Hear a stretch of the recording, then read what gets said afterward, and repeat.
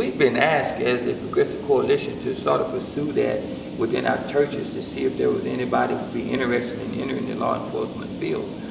They have reached out to us to make an effort. It's not something that that goes unnoticed with us. We have been aware of that. We've been trying to get some of our congregants to go in that direction and pursue that.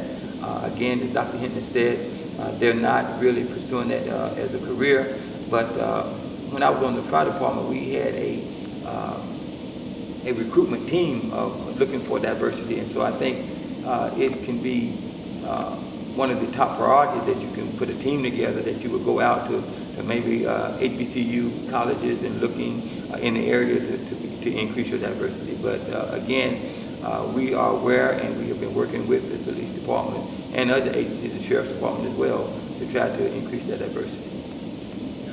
And you know, the county has even offered minority scholarships, the county police department, for those who would be interested in going into law enforcement over at Belmont Abbey. And so you have a number of factors, anywhere from what the potential salary is. I think there must be some increases there overall. And then just finding, minorities who are interested in, pursuing it, as they said. But I think in this community, we have to really be mindful of the fact that others on the outside who have not been working, collaboratively with the agencies can easily make statements as to what is happening and what's not happening. But those of us who've been here and been in the meetings at the table, we have done quite a bit of work, try to diffuse things and put procedures in place before we see some of the things happening here that we've seen in other cities and regions. And so we've been very blessed not to have had some of these major issues and blow-ups, and we want to make sure that that continues.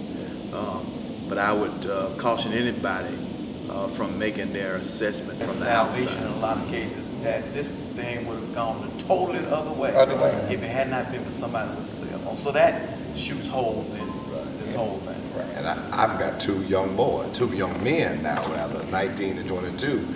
I have to continually tell them, when you're going out at night, no matter what community you're going in, just be cautious. But their white friends wouldn't have to go through that in their community. But the reality is, there's still some things, as Bishop and Pastor Floyd has said, we still have to deal with that.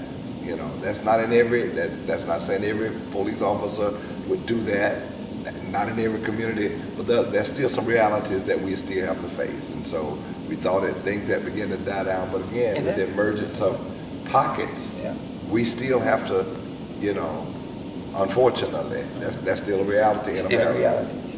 And it has been echoed across with my colleagues. One of the things that has to be understood, the diversity in that training.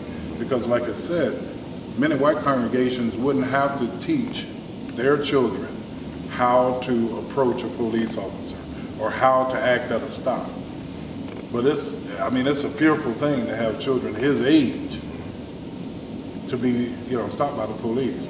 But at the same time, it comes out in the training, because it needs to be on both sides of the fence. The police need the training, as well as the community needs the training. And when it's offered in the community needs to come, black and white. The whole community needs to come to receive the training. Because oftentimes what I've discovered is a lot of people that just don't know. And I know it's been echoed, but for example, once an officer-involved shooting happens, what happens? A lot of people don't understand that he has or she has to be placed on administrative leave with pay, because there's an investigation. It's an internal investigation, and then you have the SBI investigation, and then the DA has to make a decision. Many people don't know that process, and so that's part of the training that needs to go on before things happen, because it's not if things happen. Things may happen. People make mistakes, and so you want to get the information so that we can go forward from there to find out where we need to proceed. What happens after all of that information is gathered? Where do we go from there? And how do we proceed to make the community safer as well?